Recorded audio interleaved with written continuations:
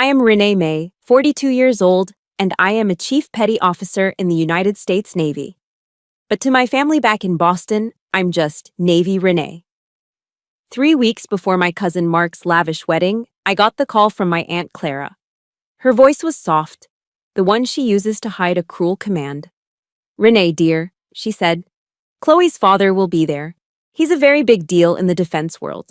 I hope you'll, well, not wear your uniform. It's a bit intimidating, you know. And please don't talk about your job, all right? Just say you're in logistics. Don't make people uncomfortable with those war stories. We need this to be perfect for Mark." Aunt Clara didn't know that this big deal was desperately trying to sell a new weapons system to the Navy. And I, Logistics Renee, was the one deciding if his billion-dollar contract lived or died. They wanted me to be silent. They were wrong. If you have ever been asked by your own family to hide who you are for their own image, let me know where you're from in the comments. Hit that like button and listen to the story of how the truth found its way to the surface. The day of the call, I was in my office at Naval Base Coronado in San Diego. My window was open just enough to let in that specific Southern California scent, a precise mix of Pacific salt and the sharp metallic tang of jet fuel from the airfield. It was the smell of my world, my sanctuary. It had been a long day. A 12-hour marathon session evaluating new telemetry data for guidance hardware. That's a sterile way of saying I spent the day staring at columns of numbers that determine whether a multi-million-dollar piece of equipment hits a target the size of a dinner plate from 100 miles away, or if it fails and gets good people killed. The mental fatigue was heavier than any rucksack. I leaned back in my standard issue government chair, the springs groaning in protest, and finally, gratefully, unlaced my heavy combat boots. One boot, then the other, hit the gray linoleum floor with a dull, satisfying thud. That sound was freedom.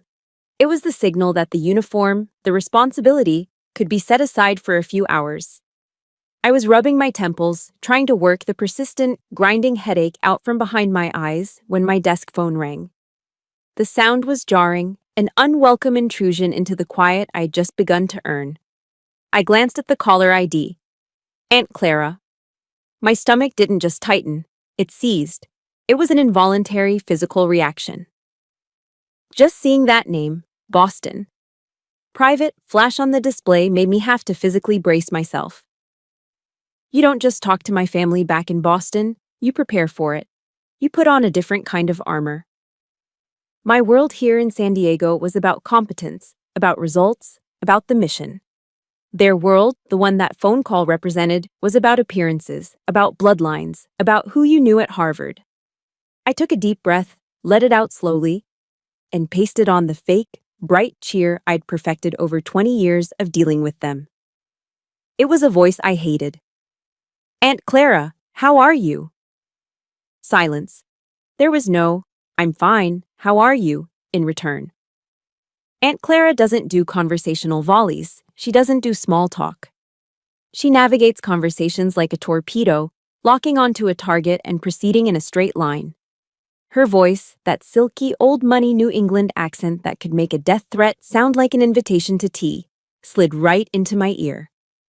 "Renee, dear, I'm calling about Mark's wedding." I could already hear the unspoken "but" hanging in the air. I gripped the receiver a little tighter. "It's all coming together beautifully," she continued, her voice dripping with an artificial sweetness that set my teeth on edge. "The caterer is finalized. They did the governor's ball, you know. And the string quartet is simply divine. Chloe's family, Renee," she paused here for effect. "They are just, well, they're on another level. Her father is an extremely important man." I waited, saying nothing. I knew this wasn't just a social update. This was the preamble to an execution. "And that's why," she said, the silkiness in her voice turning a shade cooler, the warmth dropping out of it. "Your uncle and I were hoping you would be understanding." There it was, the bomb. "We really must insist that you don't wear your uniform." I blinked. Just blinked. I automatically looked down at the sleeve of my own uniform, the one I was still wearing. The 3 red chevrons and the rocker of a chief petty officer. An insignia I had bled for. An insignia I had earned by being smarter, faster, and tougher than everyone around me for 2 decades. It's just... She sighed, a long, drawn-out sound of exasperation, as if she were explaining basic math to a difficult child. It's so... masculine, Renee. It makes people uncomfortable. It's aggressive. Chloe's father is a very refined, very subtle man. We don't want to... startle him. Startle him, I thought. I've led men who have been in actual firefights, and he's going to be startled by my uniform? I tried to find my voice. It came out weaker than I wanted, almost a plea. Auntie, it's my service dress uniform. It's what I wear for formal events. It's the equivalent of a tuxedo. Oh, don't be difficult, dear, she snapped. And just like that, the silkiness was gone, replaced by pure, cold steel. The real Aunt Clara. Don't complicate things. This is a party, not a military parade. It's Mark's special day. Just wear a dress. Go to Nordstrom, buy a nice, pretty little flowery dress. Look a little more feminine. You understand. The request was a slap. The suggestion was a fist. It wasn't just about the uniform anymore. It was about me. I was the problem. I wasn't feminine. I was an inconvenience. But she wasn't done. The killing blow was yet to come. And while we're on the subject, she added, her voice regaining that false lightness, when you're mingling, please don't talk about your job. It's just unsettling. All that talk of guns and deployments and, well, whatever it is you do. It's not appropriate dinner conversation. My throat was dry. I couldn't believe this was happening. What am I supposed to say I do? I asked, and my voice was barely a whisper. Aunt Clara laughed. It was a light, airy, tinkling sound that held zero humor. It was the sound of a dismissal. Oh, who cares, dear? Just say you're in logistics. That's simple enough, isn't it? It's vague. It's perfect. Logistics. 24 years of service, multiple deployments, leading sailors in combat zones. The right to be called chief by men and women who would trust me with their lives. The expertise that had me evaluating billion-dollar guidance systems just this afternoon.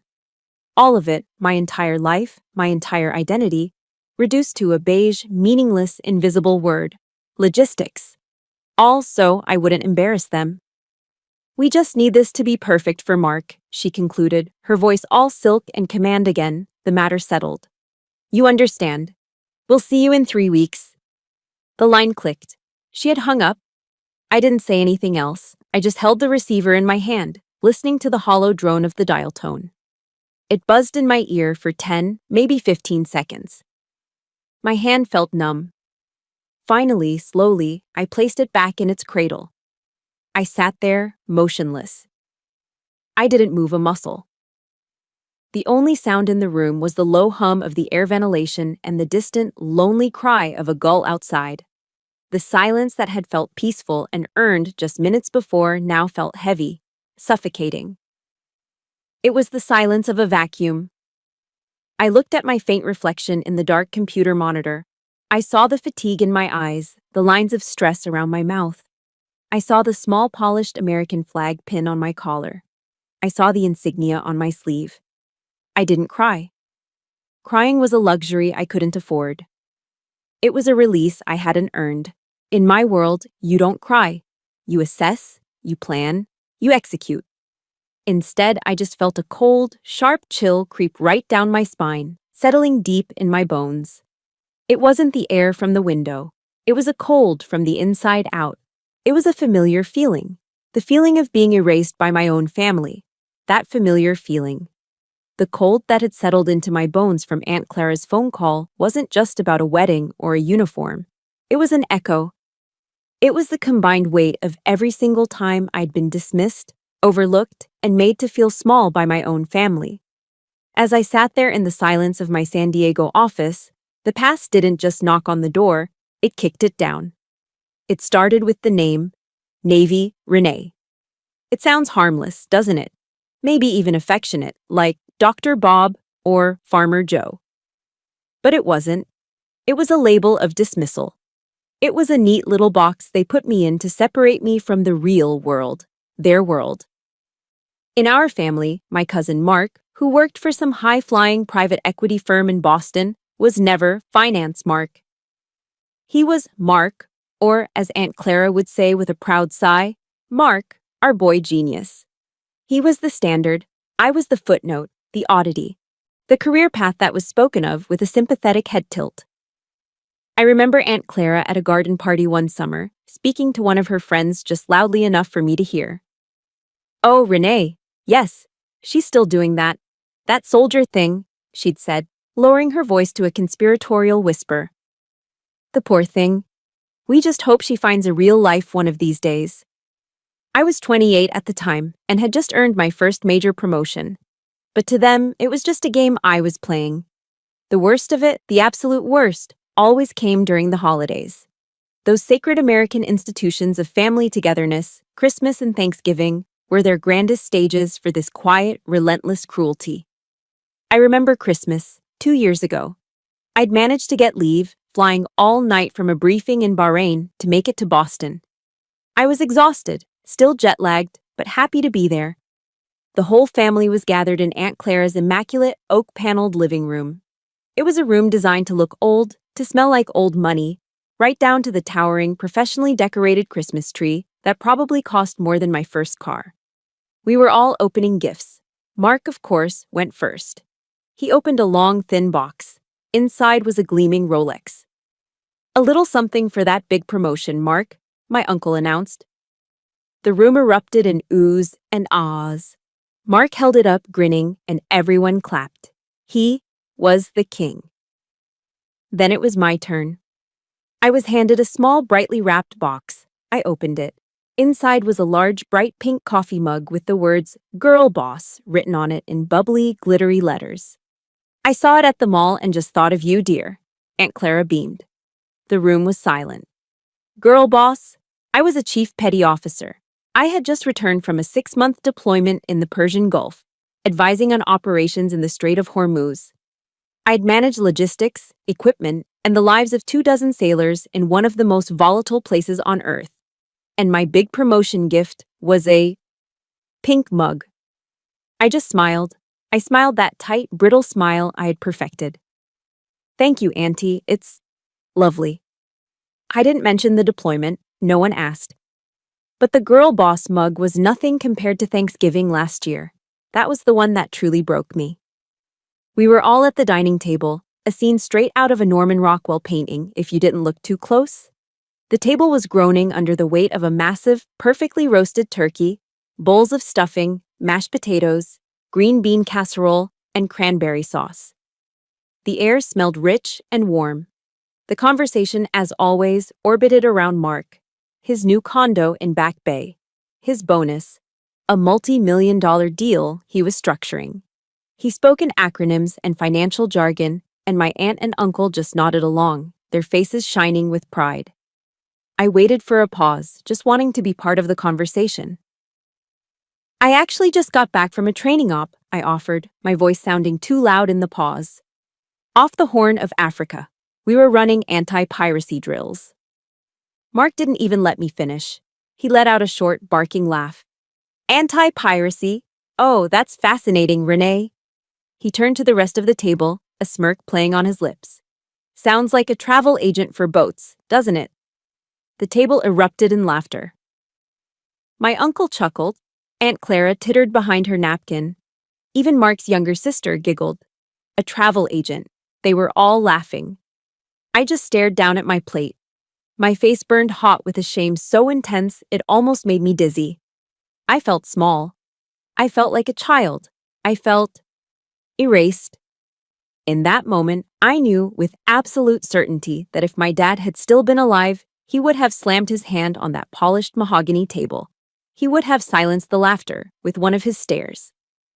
"You will respect your cousin," he would have growled, his voice rough like sandpaper.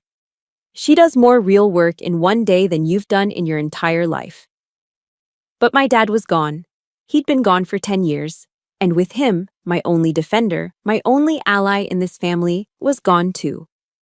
If you've ever been in a room, even at a holiday table, and felt completely invisible. If you've ever been the one who gets laughed at or dismissed while the golden child of the family can do no wrong. Just let me know in the comments by typing, "I know that feeling." Please hit that like button to show some support, because honestly, that feeling is one of the loneliest in the world. I couldn't stay at the table.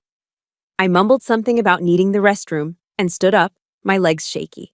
I walked out of the dining room, but instead of going to the bathroom, I found myself walking down the hall to my dad's old study. Aunt Clara kept it as a sort of shrine, though it was nothing like the rest of her house. My dad was a carpenter, a blue-collar guy. He built things with his hands, calloused, strong, honest hands. He had despised all of this phoniness. He despised the obsession with appearances and money.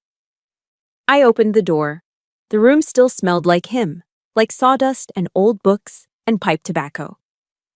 I walked over to his old roll-top desk and opened the bottom drawer. It squeaked. There, beneath a stack of old blueprints, was the compass. It was an old, heavy brass compass. He had given it to me the day I left for boot camp. I remembered his words as he pressed it into my palm.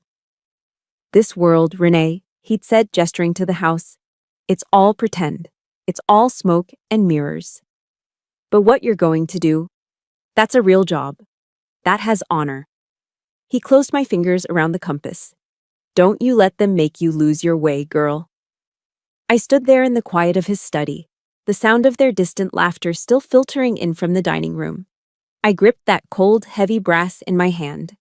And as I stood there, that was when I finally understood. When Aunt Clara called me today, when she told me to wear a flowery dress and lie about my job, she wasn't just asking me to be quiet. She wasn't just embarrassed by my uniform. She was asking me to betray my father. She was asking me to agree with them, to admit after all these years that my dad was wrong and they were right, that my life was the pretend one and Mark's was the real one. She was asking me to take that compass my father gave me and to throw it in the trash. The heavy, cold brass of my father's compass felt like an anchor in my pocket as I left his study. The laughter and chatter from the Thanksgiving table, Mark's world, felt like it was a million miles away. The next morning, I was in my world. It was a what Pacific time. The day after the call from Aunt Clara. I hadn't slept. The cold, familiar sting of her words, of Mark's laughter, of the girl boss mug, had just circled in my head all night. But there's no room for that when you have a job to do. You compartmentalize, you lock it in a box, you shove it down, and you perform. Failure in my world has consequences they can't even imagine. I stood at the head of a long, polished table in the TACO, the Tactical Operations Center at Coronado. This room was the polar opposite of Aunt Clara's oak-paneled living room. There was no art on the walls, no plush carpets, no antique furniture. This room was painted a flat, sterile gray. It was filled with massive, humming data screens, secure comms links, and topological maps. There were no decorations unless you count the framed rules of engagement by the door. The air was cold, recycled, and carried the lingering, acrid smell of burnt, 24-hour-old coffee, the perfume of the military at work. The room was packed. My direct CO, Commander Evans, was on my right. Several other officers, captains, commanders lined the table, their notebooks open, their faces set. At the far end of the table sat Rear Admiral Stanton, a 2-star, a man who reported directly to the Pentagon. And they were all, every single one of them, silent. They were silent because I was standing. And when I stand in this room, I talk, and they listen.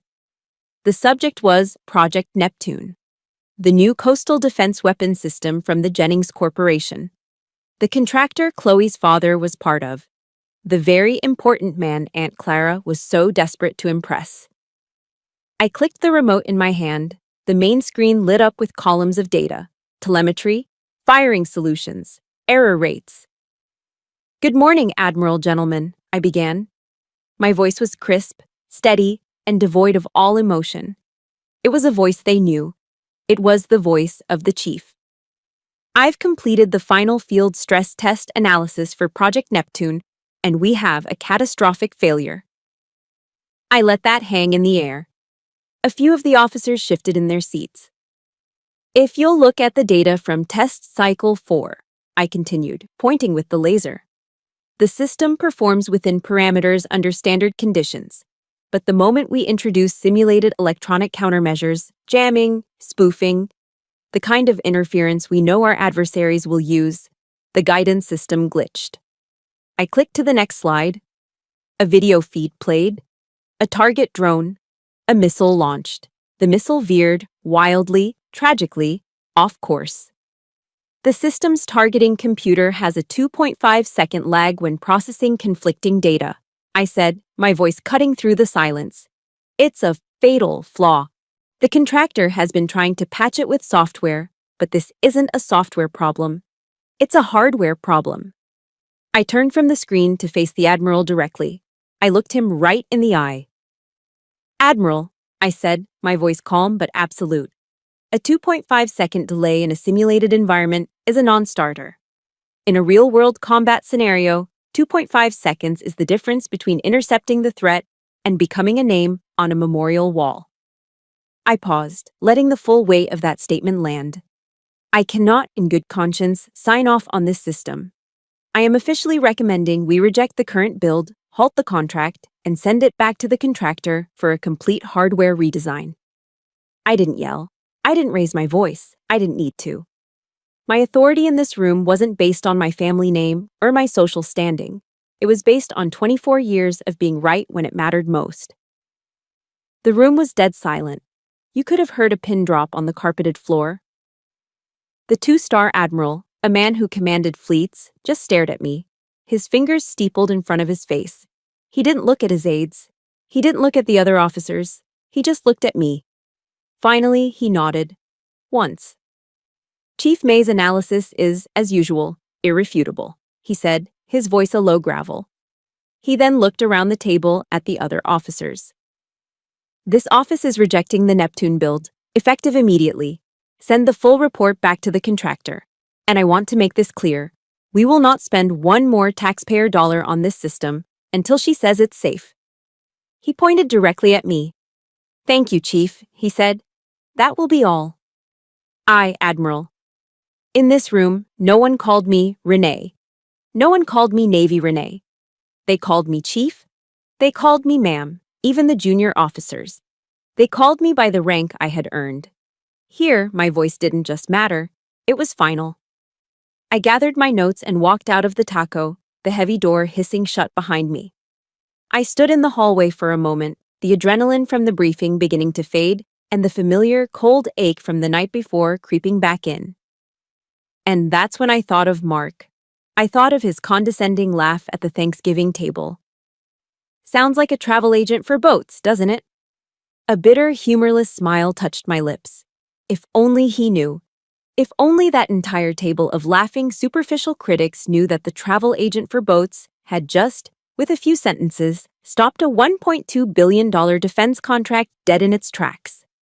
A contract belonging to the very important man they were all so desperate to impress. That's when I truly understood the difference between our two worlds and why they would never, ever be able to see me. Mark's world, Aunt Clara's world. It was all built on money, on who you knew, on what you owned, on the glitter of a Rolex watch. It was a house of cards. My world, the world of the taco. The world of sailors whose names I knew and whose lives I was responsible for. It was built on something else entirely. It was built on consequences, on responsibility, on lives. They couldn't understand my world. And in that moment, I realized I was done trying to make them. I walked out of the taco feeling that strange, sharp contrast between the absolute authority I held in that room and the complete powerlessness I felt in my own family. The $1.2 billion travel agent was still reeling from Aunt Clara's phone call, still feeling the sting of Mark's laughter at the Thanksgiving table. I was halfway back to my own office, lost in that cold, internal fog, when I heard a voice call out, "Chief, got a minute?" I stopped and turned. It was Commander Evans, my CO. He was standing at the door of his office, his cover, his hat, tucked under his arm. "Sir?" I replied, snapping back to military bearing. My office. Shut the door. My heart rate kicked up a notch. This wasn't standard procedure. A closed-door meeting right after a high-stakes briefing usually meant one of two things. You were getting a medal, or you were in deep trouble. And I had a sinking feeling it wasn't the first. Had I overstepped with the Admiral? Was my personal stress bleeding through? I walked in. His office was just like mine. Gray, functional, piled high with binders and technical manuals. No frills. The only personal items were a framed photo of his wife and kids on his desk and a small, slightly ridiculous-looking bobblehead of a Navy football player. He wasn't a man who put on airs. Have a seat, Chief, he said, gesturing to the simple steel-framed chair opposite his desk. He didn't sit down immediately. He walked over to the small coffee pot in the corner and poured a thick black sludge into a mug. He gestured with the pot toward me. Coffee? No, thank you, sir. He took a sip of his own, grimaced, and then sat down. He didn't circle the topic. Commander Evans was a rip-the-band-aid-off kind of leader. First off, your analysis of the Neptune system was dead on, he said, his voice all business. Stanton was impressed. You saved us a hell of a lot of trouble down the line. Good work. Thank you, sir. Just doing my job. He leaned forward, placing the mug on his desk. The businesslike efficiency in his eyes softened, replaced by something else. A keen analytical scrutiny that wasn't aimed at my work, but at me. That's the thing, Chief, he said, his voice quiet. You always do your job. You're probably the most reliable expert I've ever had under my command. But today, in that briefing, you looked like you just swallowed a bad screw.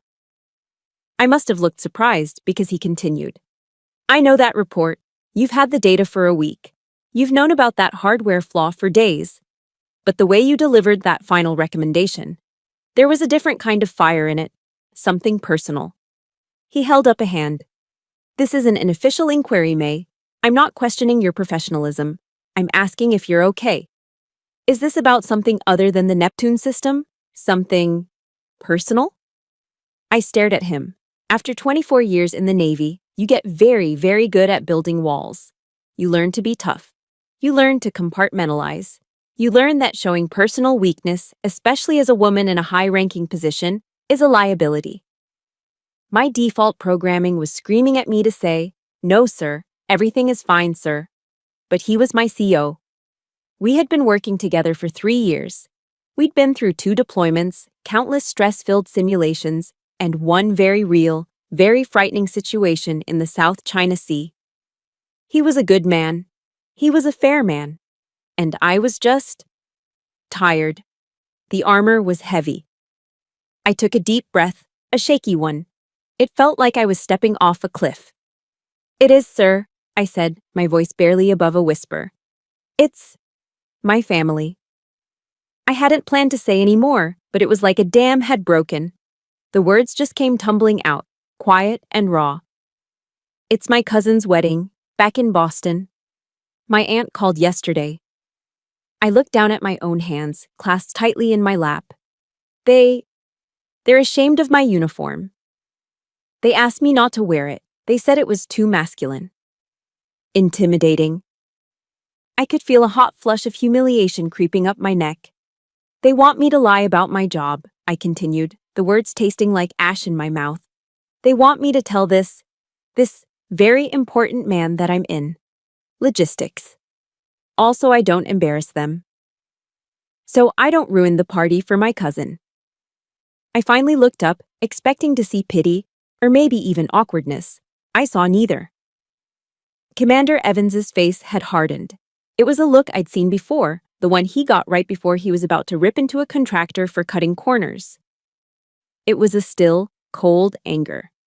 But it wasn't directed at me. It was directed for me.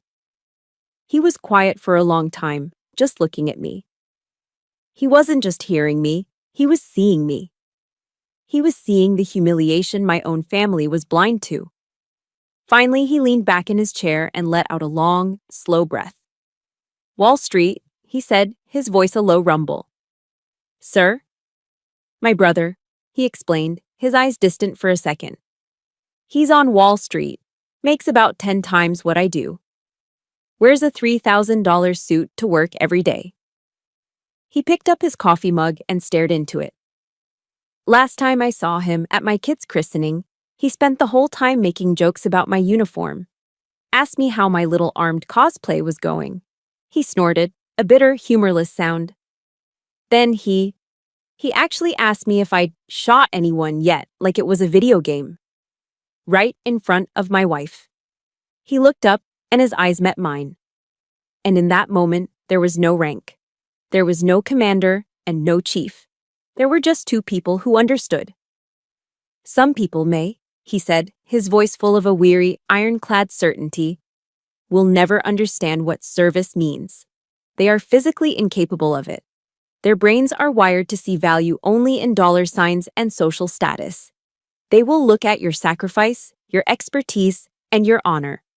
And all they will see is something inconvenient. He leaned forward again, his gaze intense. Do not, he said, let those people cheapen you. Do not let them take what you've earned and make it small. I just nodded. I couldn't speak. A huge, painful knot in my chest that I hadn't even realized I was carrying suddenly eased. It was the feeling of a heavy pack being lifted off my shoulders. I felt seen.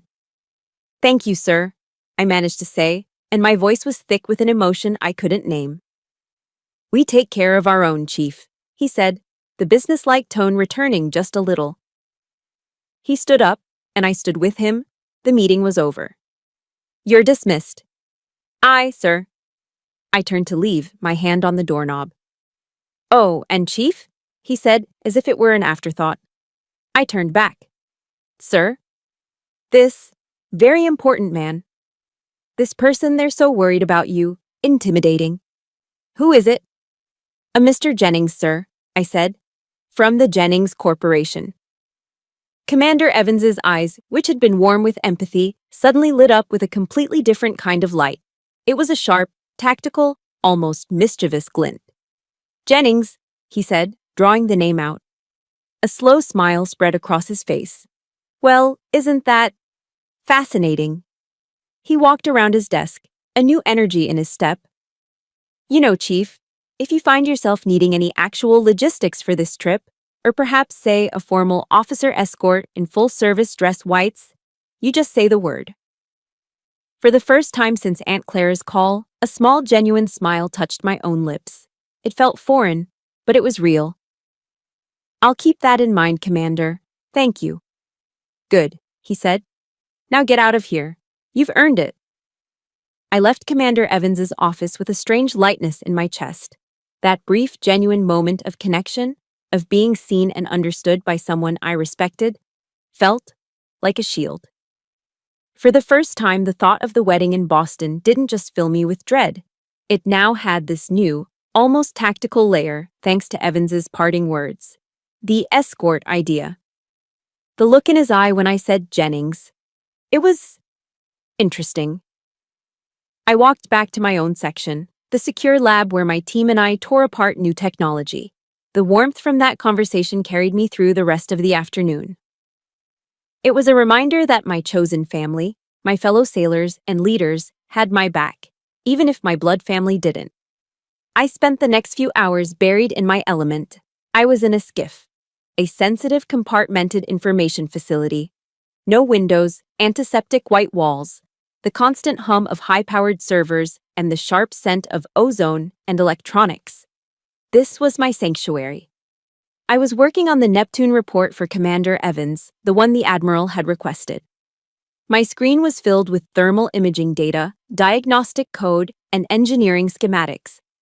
I was cross-referencing the heat spike from the guidance module with the power draw from the main reactor. This was my world. A world of facts, data, and consequences. A world where failure was catastrophic but predictable. A world that made sense. My phone, which I was required to keep in a secure locker outside the lab, was the last thing on my mind.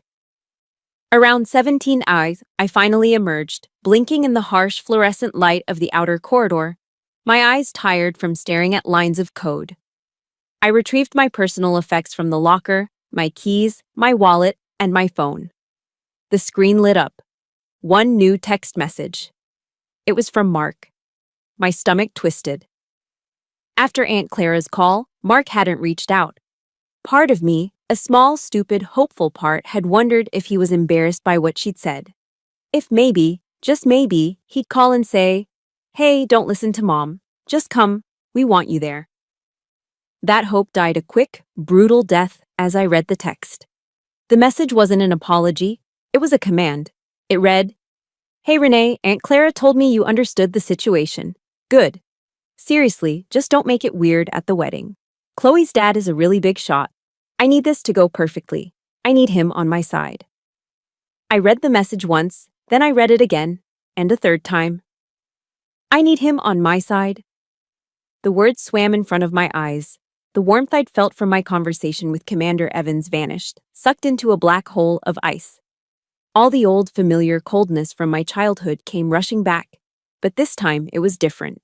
It wasn't just sadness. It wasn't just humiliation. It was rage.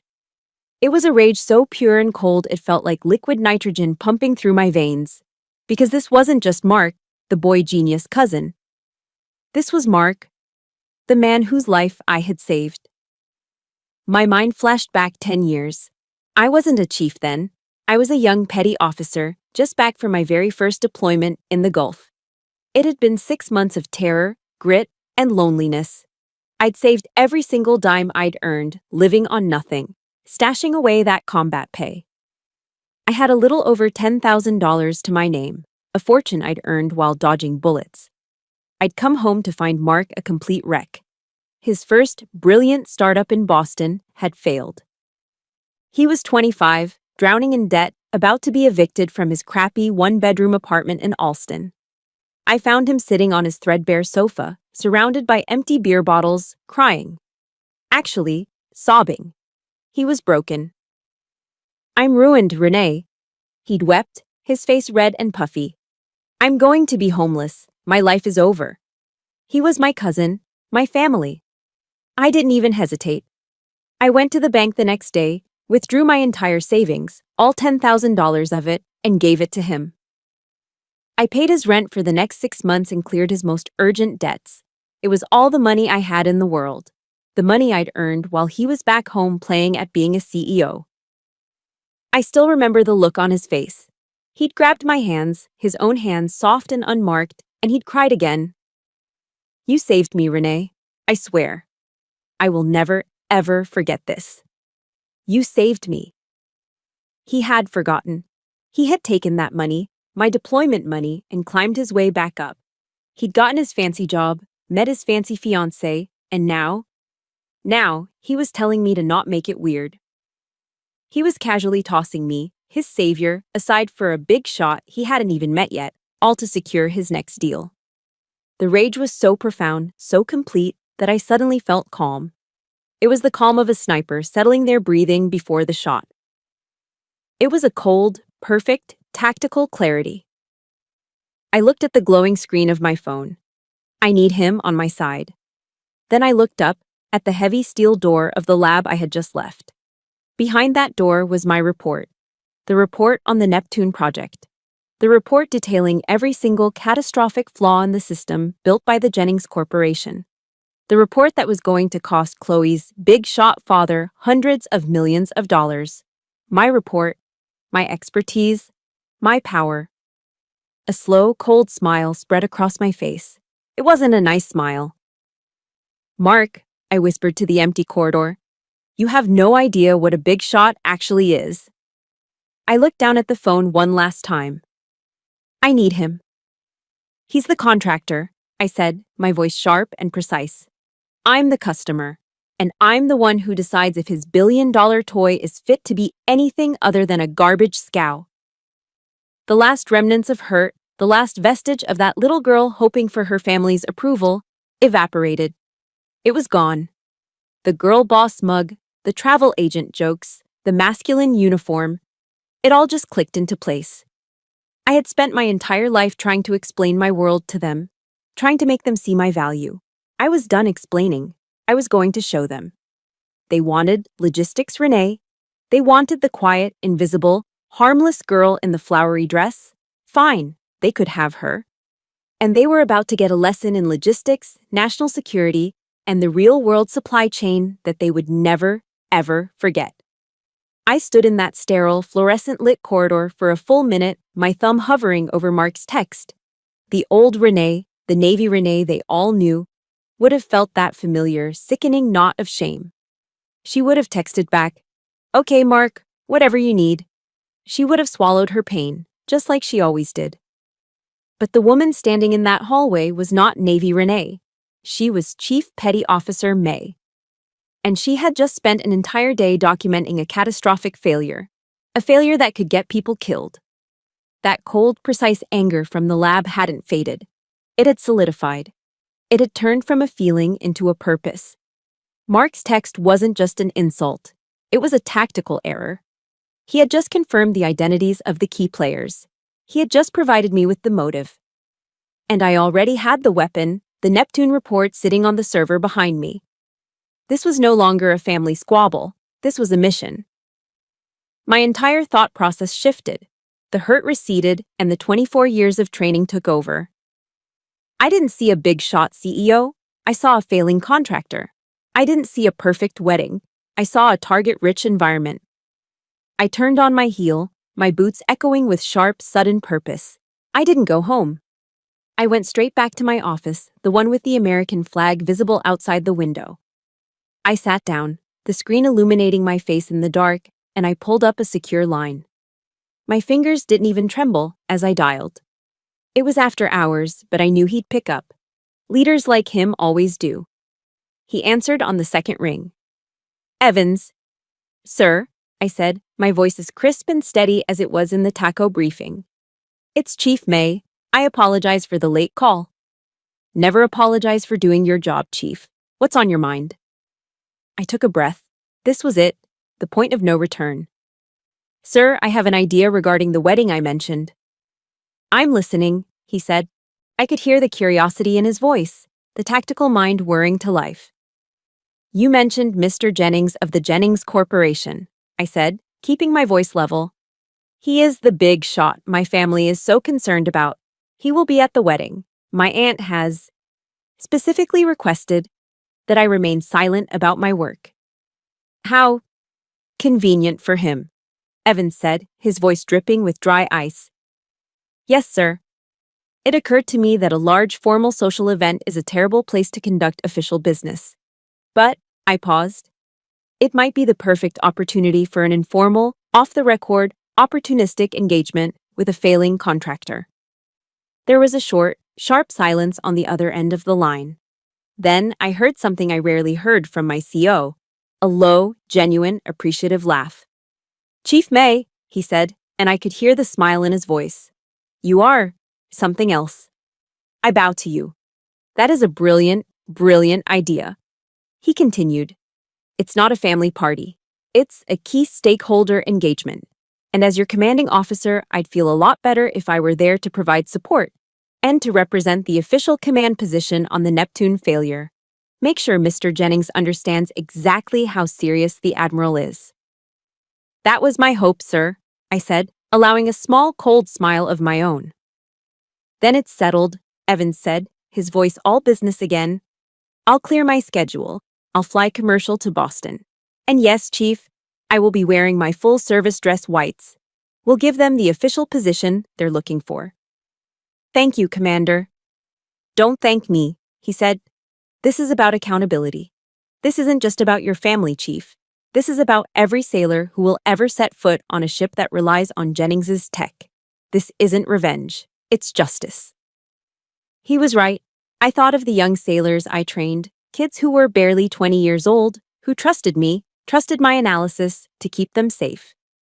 I thought about what would happen if that Neptune system failed during a real engagement because a CEO was more interested in champagne toasts than in fixing a 2.5-second lag. I would not let a spoiled CEO like Jennings and a social-climbing, Hallow family like mine put my people at risk. "I understand completely, sir," I said. "Good. Send me the itinerary. I'll see you in Boston, Chief." "Aye, sir." I hung up the phone. The sense of release was overwhelming. The knot of humiliation I'd carried for decades just dissolved. It was gone, replaced by a cold, hard certainty. I swiveled in my chair and pulled up a fresh document on my screen. I typed, Operation Boston Common.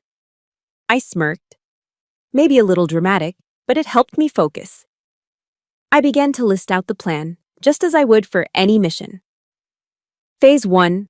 Infiltration and observation. Objective 1. Comply with Aunt Clara's request. Arrive at the wedding out of uniform. I'd wear the pretty floral dress she wanted. Tactical camouflage, blend in, become the invisible Navy Renee they expected. Objective 2.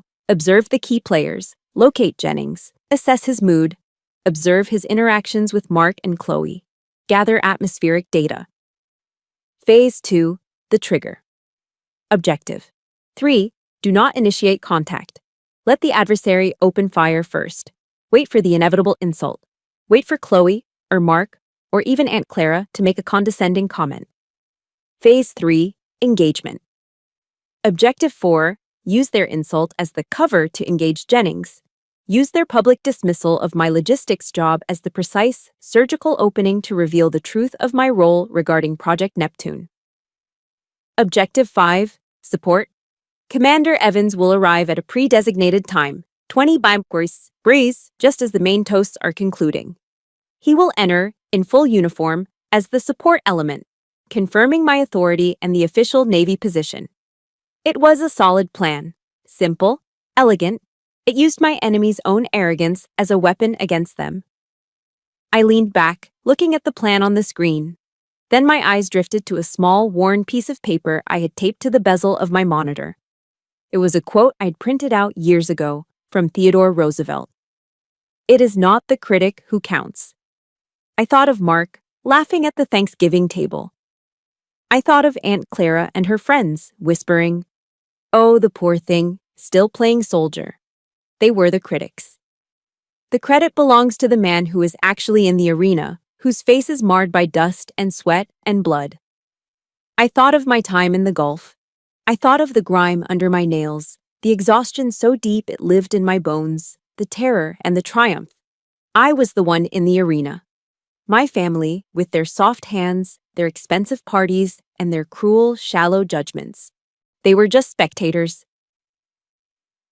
Who at the best knows in the end the triumph of high achievement, and who at the worst, if he fails, at least fails while daring greatly, so that his place shall never be with those cold and timid souls who neither know victory nor defeat. My family. They were the cold and timid souls. Have you ever felt that way? Like you were the only one in the arena, while the people who were supposed to support you were just sitting in the stands, criticizing?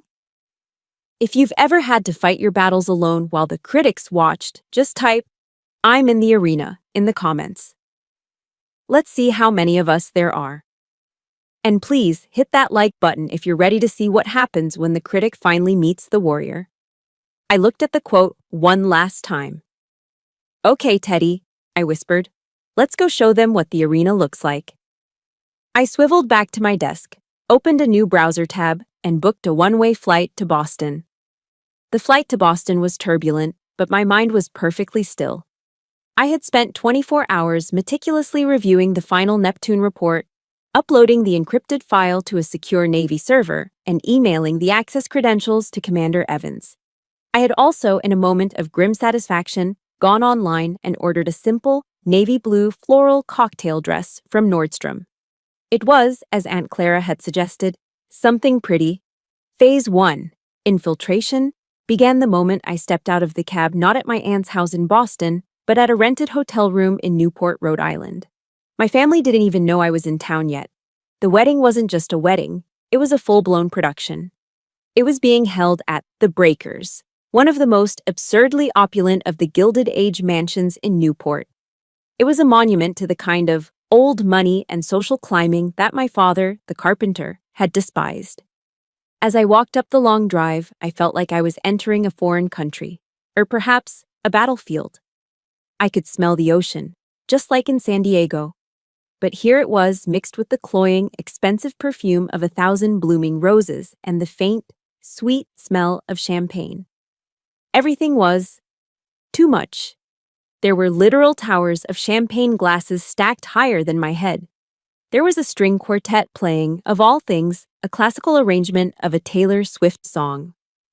The lawn was a sea of pastel designer labels, men in seersucker suits, and women in fascinators that looked like exotic birds. The guests weren't just dressed, they were armored. They were peacocking, sizing each other up, their smiles bright and brittle. This was their world, their arena. And into this arena walked Logistics Renee. I had followed Objective 1 to the letter. My hair was pulled back in a neat, unassuming bun. The navy blue floral dress was modest to the point of being invisible. No makeup, save for a light touch of mascara. I looked, as my father would have said, respectable. I looked harmless. I saw her before she saw me. Aunt Clara was holding court near the entrance, her silver hair perfectly coiffed, her diamonds glittering. When she spotted me, her eyes did a quick, worried scan. Then, seeing my dress and my deliberately subdued appearance, a wave of profound relief washed over her face. She glided over, not walked, glided, and placed her cold, manicured hands on my shoulders. "Renee, darling," she cooed, that silky New England voice in full effect. She leaned in to air-kiss both my cheeks. "You made it, and look at you." She pulled back and gave me a final, approving look down. "Oh, honey, you look just normal. That's wonderful. So appropriate. I told you a little dress would be nice." Normal. That was the last insult. The final confirmation. To her, normal was the highest compliment she could pay me, because her greatest fear was that I would show up as myself. "It's a beautiful party, Aunt Clara," I said, my voice quiet and flat. "Isn't it?" she beamed. "Just perfect. Now just relax, have some champagne. But don't." And here, her voice dropped to a conspiratorial whisper. "You know, talk too much. Especially not to him." She subtly tilted her head toward a cluster of men by the bar. "That's Mr. Jennings, the tall one, talking to Mark. He's the guest of honor. Just steer clear, dear. Let Mark handle him. We need this to be perfect." "I understand," I said. "Good girl," she chirped, patting my cheek as if I were a dog that had just learned a new trick. Then, she was gone, gliding away to greet a senator. Phase 1, complete. I was in. I was invisible. I was exactly the person they wanted me to be.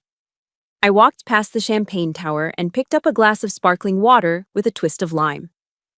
I found a quiet spot on the edge of the terrace overlooking the Atlantic. I was executing Phase 2. Observe. I watched my cousin Mark. He was glowing, his face flushed with champagne and pride. He was practically attached to Jennings's hip, laughing too loudly at his jokes, nodding vigorously at everything he said. Mark was in full-on salesman mode. I watched Jennings. He was in his late 50s, with a golfer's tan and an air of absolute, unquestioned authority. He looked bored. He was nursing a scotch, letting Mark do all the work, his eyes occasionally scanning the crowd. He was the shark, and Mark was the pilot fish, cleaning his teeth. I stood there alone, sipping my water, a single, invisible soldier on a reconnaissance mission. The noise of the party, the laughter, the clinking glasses, all of it faded into a dull roar. For one brief, dangerous second, I felt a wave of doubt. What am I doing? This was my cousin's wedding. My family. This whole plan. Was it just petty? Was it revenge? Was I really about to detonate a bomb in the middle of this party, all because my feelings were hurt? The weight of what I was about to do, to Evans, to Jennings, to my own family, suddenly felt immense. I felt a familiar, cold loneliness creep in. I instinctively reached into the tiny pocket of my simple dress. My fingers closed around the familiar, cool brass of my father's compass. I gripped it, hard. I remembered his words. "Don't let them make you lose your way, girl. They're just playing pretend. You're doing the real work. I remembered Mark's text. I need him. I remembered Commander Evans's voice. This isn't revenge, it's justice. Don't let them cheapen you. The doubt vanished. The coldness in my hand was replaced by a cold, hard resolve in my chest. This wasn't petty. This wasn't about my hurt feelings. This was about the truth. It was about all the other Renees in my family, past and future, who were told to be normal. It was about the sailors on my ships. It was about my father's legacy of real work. This wasn't revenge. This was a course correction. I let go of the compass and looked up, my focus sharpened.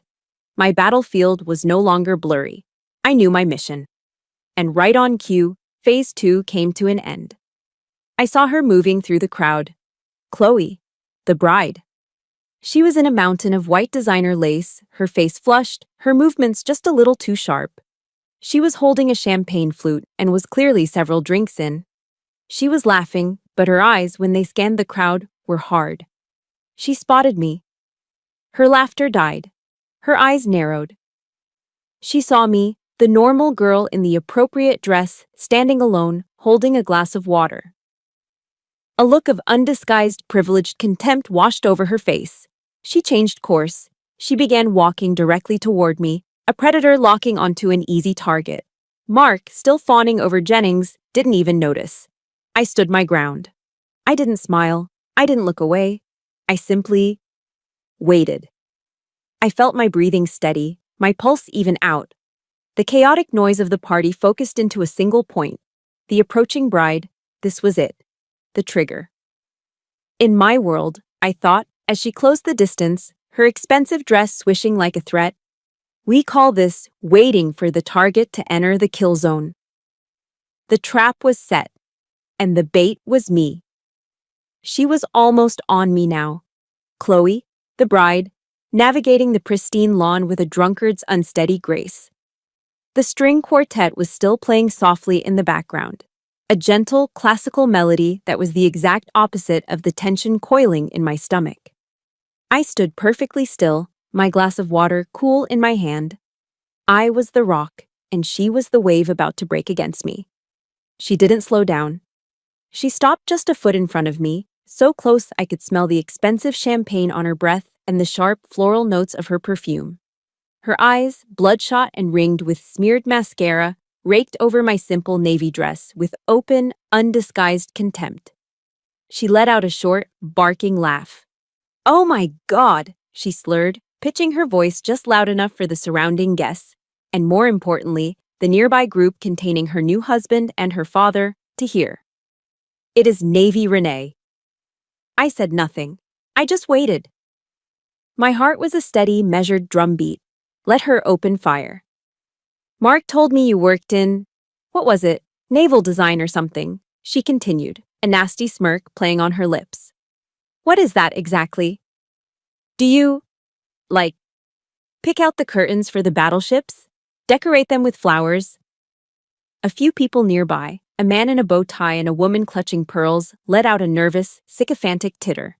They glanced at the bride, then at me, eager to be on the winning side of the joke. I saw Mark out of the corner of my eye. He was standing right next to Mr. Jennings. He heard her. He had to have heard her. He flinched, his face turning a blotchy, embarrassed red. But he didn't turn. He didn't defend me. He just looked away, pretending he hadn't heard a thing. Ashamed for me, not for her. That was it. The final betrayal. The trigger was pulled. I took a slow, deliberate breath. I didn't look at Chloe. I didn't even acknowledge her. I let a small, cold, professional smile touch my lips. My eyes lifted, looking past the bride, over her shoulder, and locking directly onto the real target, Mr. Jennings. He had turned, his curiosity piqued by the sudden, localized laughter. He was looking at us. I spoke. My voice wasn't loud. It wasn't angry. It was quiet, crisp, and cut through the ambient noise of the party like a surgeon's scalpel. "No, Chloe, I don't decorate them." My voice, my sudden calm, my utter lack of reaction to her insult made the small group fall silent. Even Chloe seemed momentarily confused. I'm the one, I continued, my eyes still locked on the CEO, who evaluates whether they are safe enough to send my people into combat, or if they're just billion-dollar coffins. The string quartet seemed to get louder in the sudden, icy silence that fell over our little group. Chloe's drunken smirk faltered. What? Mark, his face now a mask of dawning horror, started to take a step toward us. Renee, don't. But it was too late. The grenade pin was pulled. Mr. Jennings, his glass of scotch halfway to his lips, froze. His bored expression vanished. He pushed past a startled Mark and took 2 quick steps toward me. What did you just say? He demanded, his voice a low growl. Now I turned my full attention to him. I was no longer Navy Renee in a floral dress. I was Chief May in the taco. I looked him straight in the eye. I said, I'm the senior field evaluator for your hardware. I let the silence hang for a beat. Then I delivered the payload. The 3 phrases I had practiced in my mind. Chief Petty Officer Renee May. I saw the flicker of recognition in his eyes. He knew the rank. Senior Operational Specialist, Pacific Fleet. His face, which had been ruddy from the champagne, began to pale. He knew what that title meant. And I finished, am the lead signatory on the final field report for Project Neptune. Boom! The blood drained from his face. The color just fell. I watched him go from a ruddy pink to a ghastly pasty white in the space of 3 seconds. The big shot CEO, the man my family was desperate to impress, was looking at me as if he'd just seen a ghost. My God, he whispered, the scotch glass trembling in his hand. You're CPO, May. I am, I said quietly. Renee? Mark tried again, his voice cracking with panic. What are you doing? This is my wedding. Chloe just stood there, her mouth half open, her drunken brain trying and failing to understand the sudden, seismic shift in power. I just got off a VTC with the Admiral about your system, Mr. Jennings, I said, my voice all business. The 2.5-second lag in the targeting system, the one your engineers swore was a software glitch? It's not. It's a hardware flaw in the cooling module. It overheats under simulated combat load. That's impossible, Jennings stammered, but he was already sweating. I assure you, it's not, I said. And as of Euro 9, Saturday Friday, my formal recommendation to the Admiral is to... I never got to finish that sentence, because right at that moment, exactly 20 Hordvais, just as I had planned, a new figure appeared at the entrance to the terrace. He was a man in his late 40s, tall, with an air of absolute command. And in a sea of seersucker suits and designer pastels, he was a beacon of pure, stark white. It was Commander Evans. He was in his full, immaculate service dress whites. The gold braid on his visor glinted. The double rows of ribbons on his chest, medals for service, for valor, for combat, were a silent, powerful testament to a world my family knew nothing about. He didn't look at the bride. He didn't look at the groom. He scanned the crowd, located me, and began walking directly toward our group with long, purposeful strides. The entire party started to go quiet. The music faltered. People stared. This was not a guest. This was a presence. He stopped directly in front of me. He didn't smile. He brought his heels together with an audible click on the stone terrace and rendered a sharp, perfect salute. Chief Petty Officer May, he said, his voice carrying with the authority of a man born to command. I stood at attention and returned the salute. Commander. Evans dropped his salute and nodded. Ma'am, I apologize for the interruption. He turned his head just enough to include a terrified Mr. Jennings in the conversation. I've just received the preliminary after-action report on that Neptune test failure last week, Evans said, his voice cold and hard. The one where the guidance system melted. The Secretary of the Navy's office is displeased. They've requested a full in-person brief from you. He looked pointedly at me. No later than our 9 sequels, Monday. Be prepared to present your findings, Chief. All of them. The terrace, which seconds before had been filled with the sound of a string quartet and light laughter, was now utterly silent. The only sound was the distant crash of the Newport waves against the cliffs below. Commander Evans's words hung in the air, heavy and cold as anchor chain. Be prepared to present your findings, Chief, all of them. Aye, Commander, I replied, my voice steady. I dropped my salute. He nodded once, curtly, then turned his gaze. His eyes fell on the CEO. Mr. Jennings, I'll expect your full cooperation. We'll be in touch. He didn't wait for a reply. He simply turned on his heel and walked away, his white uniform cutting a path straight through the stunned, silent crowd of designer suits. The moment he was gone, the spell broke, but the party was irrevocably split. Two distinct bubbles had formed on that pristine lawn. The first bubble was the one I was in. It was small, intense, and terrified. Mr. Jennings, no longer the bored big shot, was now just a man, pale and sweating profusely through his expensive linen suit. Why wasn't I told? He hissed, rounding on me, his voice a panicked whisper. The cooling module, you're sure? The party, the wedding, my family. None of it existed anymore. I was back in the taco. Yes, sir, I said, my voice devoid of emotion. It's the same fault we red-flagged in the Q2 trials, the one your engineers assured us was a software patch issue. It's not. My team ran the simulation 3 times. Under full combat load, the temperature spikes at the 18-minute mark, the system throttles to protect itself, and the guidance feed cuts out. If one of my fire control teams is in an engagement, that 2.5-second lag means they are blind. That performance is unacceptable, sir. It will not be approved. I spoke calmly, factually, but my words were hitting him like body blows. He was wiping his face with a silk pocket square. Jesus. Monday, 09. I need to make some calls. He was already pulling out his phone, stumbling away from me, and then, just as my bubble of professional crisis management was shrinking, the other bubble burst. Renee! It was Mark. He finally moved. He stormed over, his face a mask of puce-colored rage, dragging Chloe behind him. She was now openly sobbing, her mascara running in black rivers down her cheeks. Renee, what the hell did you do? He yelled. The whispers among the guests instantly stopped. Everyone was watching. This is my wedding. This is my wife. You. With your soldier friend. He was sputtering, incoherent with rage. He was trying to re-establish the old hierarchy where he was the genius analyst and I was the weirdo cousin. He was trying to shame me back into my box. I just looked at him. The anger, the humiliation, the decades of pain. It was all gone. I didn't feel rage. I didn't feel hurt. I felt nothing. Just a vast, cold quiet. Mark, I said, and my voice was so cold, so level, it stopped him mid-rant. He stared at me, confused by this new voice.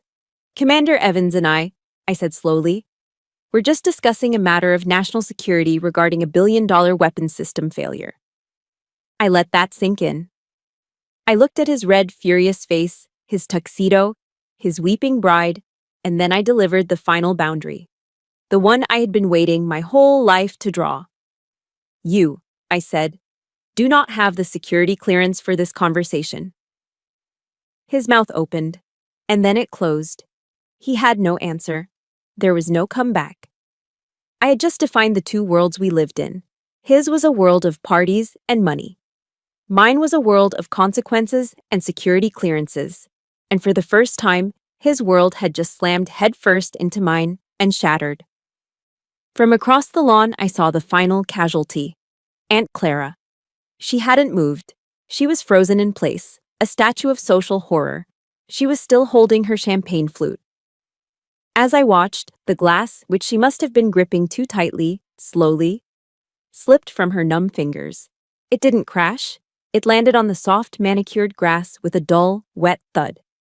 The champagne pooled around her expensive shoes. She was staring at me, not with anger. Not with hatred. She was staring at me with the dawning, terrifying realization of what I actually was. Of the power I actually held. She was seeing, for the first time, not Navy Renee, but Chief Petty Officer May. And she was terrified. She had built her entire world on image, on connections, on who you knew. She had just watched her unimportant niece, the family problem, hold the career of the most important man at the party in the palm of her hand and crush it. I had broken her world, and I felt nothing but relief. Mr. Jennings, who had been frantically texting, looked up at me one last time. He looked humbled. He looked, for the first time, like a man who was genuinely scared. "Chief Petty Officer May," he said, his voice now respectful. I want to apologize for Chloe's behavior. She's young. She didn't understand." "No, sir," I said quietly. "She didn't." "And I want to thank you," he added quickly. Your candor. Your directness. We'll fix this. I'll have my best people on it first thing tomorrow." I just nodded. "You don't need to apologize to me, Mr. Jennings. Just fix the system. Make it work. That's all I care about." He nodded, looking relieved. And then he hurried off, still on his phone, a man with a new, singular purpose. The shark had been redirected. I was alone again, in the center of the terrace. The string quartet had, disastrously, tried to start playing again, but the notes were weak and uncertain. The party was over. I looked at Mark, Chloe, and Aunt Clara. They were huddled together now, an island of misery. My family. I didn't go over to them. I didn't say goodbye. I didn't say anything. I just turned. I walked off the terrace, across the lawn, and down the long manicured drive. No one stopped me. No one called out my name. When I reached the grand gates and stepped out onto the quiet Newport Street, the cool, salty night air hit my face. I unpinned the bun in my hair, letting it fall loose over my shoulders. I took a deep, deep breath. I didn't feel victorious. Victory feels hot. This was not victory. This was liberation. It was the feeling of taking off a 50-pound rucksack you've been carrying for 30 years. I had carried their shame. I had carried their disappointment. I had carried the heavy, suffocating weight of their expectations and their judgment. For my entire life, I had been trying to earn a place at their table. I realized, as I walked down that dark street toward my hotel, that I didn't want their table. I had my own. And the weight was finally gone. I hadn't just given them a piece of my mind. I had given them back their shame. It was theirs to carry now. 1 year later. I stood on a parade ground at Naval Base San Diego. The sky was a painfully bright, cloudless California blue. The brass band was playing Anchors Aweigh. The air smelled of salt, jet fuel, and fresh-pressed uniforms.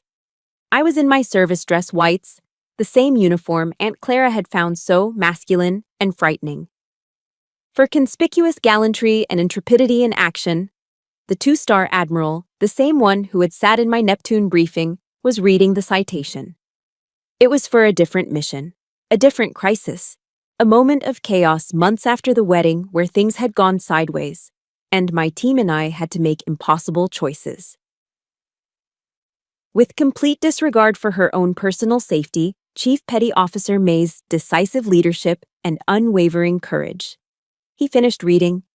He pinned the silver star to my chest. The metal felt impossibly heavy. He saluted me. I saluted him back. "Congratulations, Chief," he murmured, shaking my hand firmly. "Thank you, Admiral," I replied. I turned to face the crowd. In the front row, I didn't see my blood. I saw my family.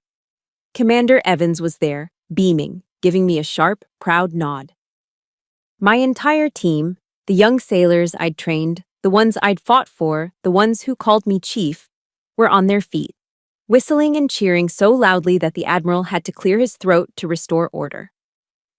They were my family, the ones I had chosen, the ones who had chosen me.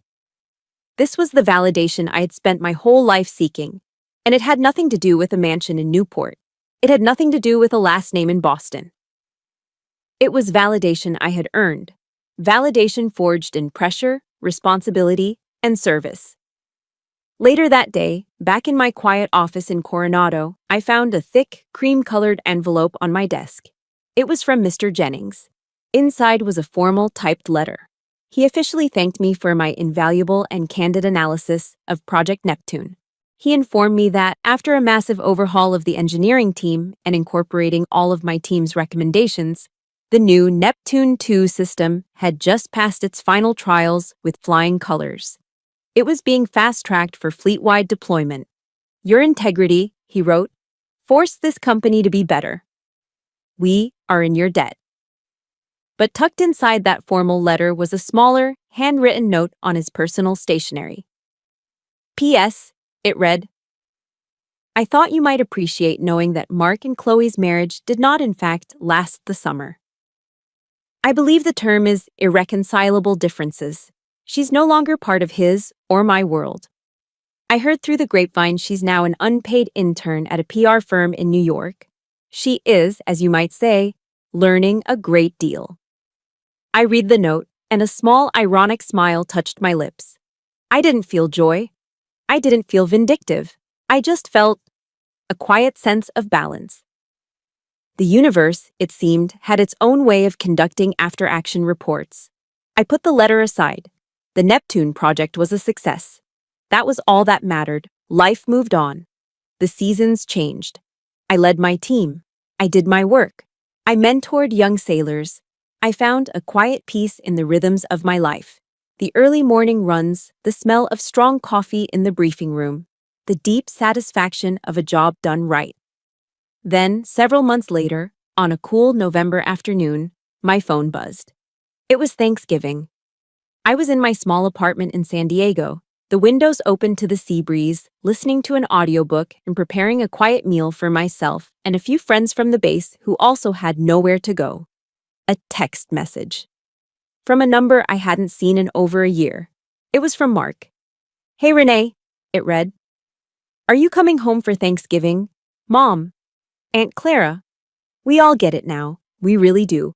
We're so proud of you. We miss you. I stared at the words on the screen.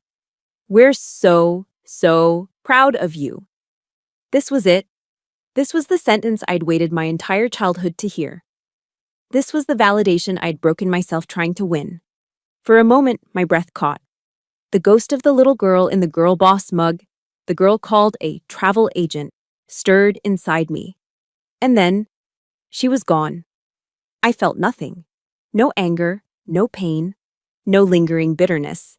Just a profound, calm, and total indifference. The words, which would have meant the world to me a year ago, now meant nothing at all. They were just letters on a screen, a signal from a distant foreign star whose light had taken too long to reach me. I had already moved on. I looked away from the phone. On my desk, there was a framed photo. It wasn't of my family in Boston. It was a picture of my team, taken after a grueling 3-day exercise.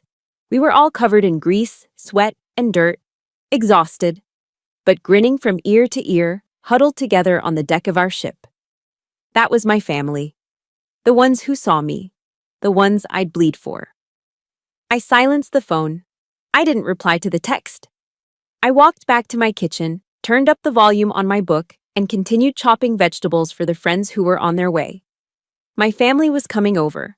I finally understood. My whole life, they had wanted Navy Renee, a faint, watered-down, appropriate version of me, a hobby, a girl in a pretty dress. They couldn't handle Chief Petty Officer May. They couldn't handle the woman who held the power of no over their billion-dollar deals. They had mistaken my silence for weakness. They mistook my desperation for their approval as my defining trait. But in my world, the world of real work, of real stakes, silence doesn't mean weakness. It means a plan is in motion. It means I'm listening. It means I'm observing. And it means that when I finally do speak, my voice will be the only one that matters. The echo of honor, I learned, is so much louder than the noise of family. And it's the only sound I answer to now. Thank you for listening to my story. My journey taught me that true validation doesn't come from those who refuse to see you. It comes from within, and from the family you choose. The people who respect your truth and honor your service. If my story resonated with you, or if you've ever had to fight to define your own worth against the expectations of others, please let me know in the comments below. Your stories matter. Hit that like button and be sure to subscribe for more stories of resilience, honor, and finding your own dawn. You are not alone.